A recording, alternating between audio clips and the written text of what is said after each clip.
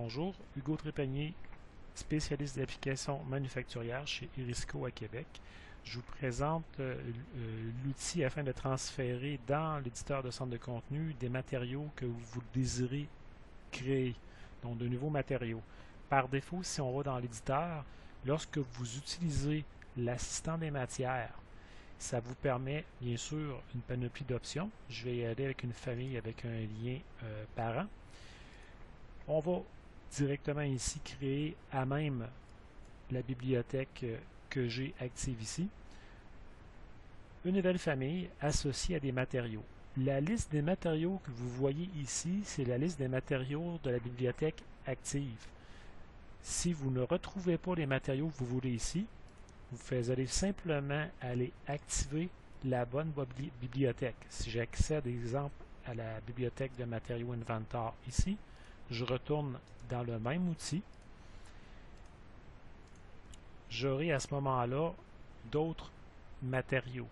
Si vous utilisez un matériau qui est différent, donc qui est complètement de votre propre création, donc ici j'ai un acier spécial Erisco que j'ai nommé, il est uniquement local. Le seul moyen de pouvoir le mettre dans le centre de contenu, c'est de l'enregistrer d'abord dans une bibliothèque.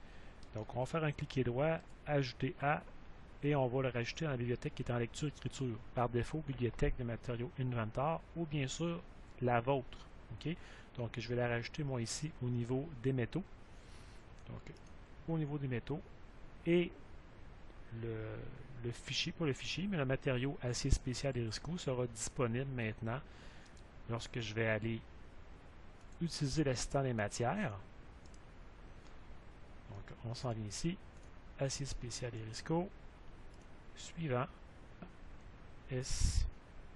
SPI, donc acier spécial Erisco. Donc, je vais aller bien sûr avec le standard ici.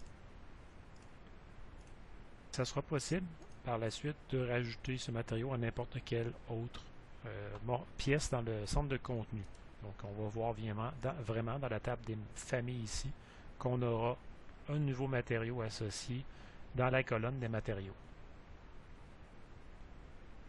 Alors, je m'en viens ici, acier spécial Erisco. Donc, ce n'est pas plus compliqué. Simplement, sauvegarder votre matériel dans une bibliothèque et rendre la bibliothèque dans laquelle il est active et vous serez en mesure de le faire.